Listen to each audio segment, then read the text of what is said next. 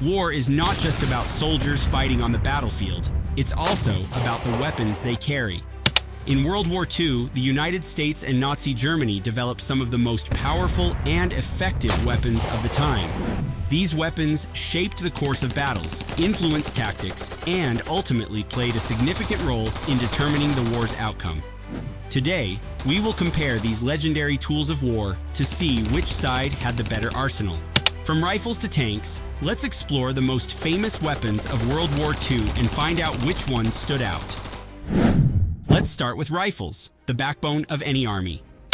The M1903 Springfield was one of the most reliable rifles used by the US military.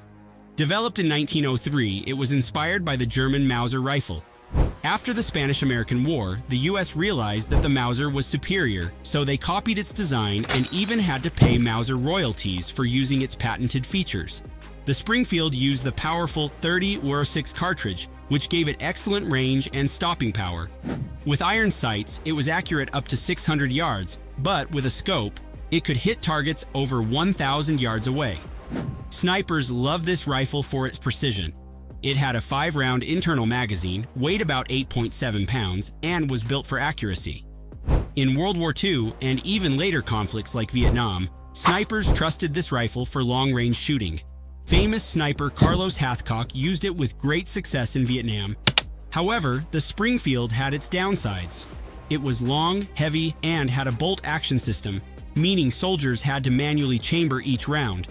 In close combat, this could be a serious disadvantage because it was slower to fire compared to semi-automatic rifles. The US later introduced the M1 Garand, a semi-automatic rifle, to address this issue.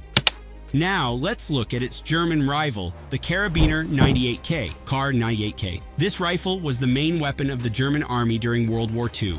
Introduced in 1935, it was a shorter and more practical version of the older Gewehr 98, making it easier for soldiers to carry in battle. The K98K used the powerful 7.92x 57mm Mauser cartridge, which packed a serious punch.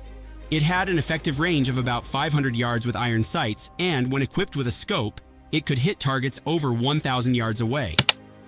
Like the Springfield, it had a 5-round internal magazine and was loaded with stripper clips. Weighing about 8.6 pounds, it was slightly lighter than the Springfield. One of the K98K's best features was its durability. It worked well in all kinds of conditions, from muddy battlefields to frozen wastelands. The rifle's bolt-action mechanism was smooth and extremely reliable. German soldiers trusted it because it rarely jammed even in harsh environments. However, like the Springfield, its bolt-action system made it slower to fire in close combat. The Germans eventually developed the STG-44, the first true assault rifle, to improve infantry firepower. So, which rifle was better? If you needed a precise sniper rifle, the Springfield was the best choice. But if you wanted a rugged and reliable rifle that could handle any battlefield condition, the K98K was unbeatable. It's a tough call, so we'll say this one is a draw. Now, let's move on to pistols. The Colt M1911 was the US Army's standard sidearm, designed by John Browning and adopted in 1911. It used 45 ACP ammunition, which was known for its stopping power.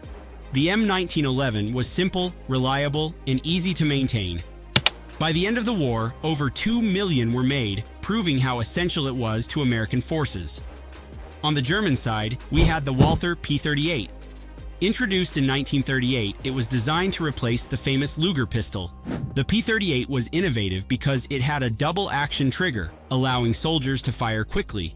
It was also cheaper and easier to produce than the Luger, making it a favorite among German troops. Between the two, the M1911 wins for its raw power and popularity, but the P38 was ahead of its time in terms of design and influenced many modern pistols. Now, let's talk about machine guns. The Browning M1919 was the US Army's go-to machine gun. Introduced in 1919, this belt-fed, air-cooled weapon was used for everything from infantry support to vehicle-mounted firepower. It fired 30 to 06 rounds at a steady 400 to 600 rounds per minute. It wasn't flashy, but it was reliable and effective. But then there was the MG42, known as Hitler's buzzsaw.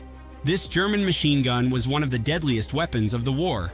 Introduced in 1942, it could fire an incredible 1,200 to 1,500 rounds per minute. Soldiers described its sound as terrifying, like ripping fabric.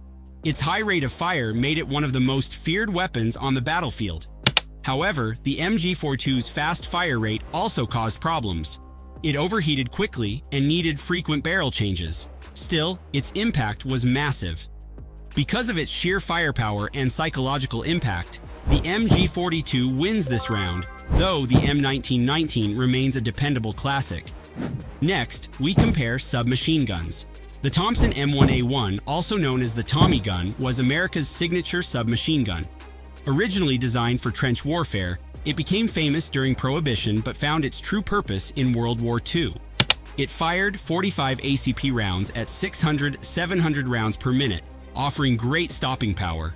However, it was heavy, weighing around 10 pounds. The German MP40, introduced in 1940, was the opposite. It was simple, lightweight, and cheap to produce. It fired 9mm rounds at 500 to 550 rounds per minute. It had a folding stock, making it easy to carry. However, its 32-round magazine sometimes jammed if not handled properly. So, which was better? The Thompson had more power, but the MP40 was more practical. The Thompson edges out slightly, but the MP40's efficiency made it a strong competitor. Finally, let's talk about tanks. The M4 Sherman was the main tank of the US Army. Built for mass production, over 49,000 were made. It had a 75mm gun and was fast, reliable, and easy to repair. However, its armor was thin compared to German tanks, making it vulnerable. The German Panzer IV was more heavily armored and had a powerful 75mm gun. It could take on Allied tanks head-on and was used on all fronts. However, it was harder to build in large numbers. Later, German tanks like the Panther and Tiger were even deadlier but suffered from mechanical issues. In one-on-one combat, the Panzer IV was superior, but in a strategic sense, the Sherman's numbers and adaptability gave the Allies the advantage. The Panzer IV wins in terms of firepower, but the Sherman was the true war machine of World War II. So, which weapons ruled the battlefield? Every weapon had its strengths and weaknesses. Some were more powerful, while others were more reliable. Ultimately, it was a combination of firepower, durability, and mass production that determined victory. What do you think? Which weapon would you choose if you were a soldier in World War II? Let us know in the comments below. Thanks for watching. See you in the next video.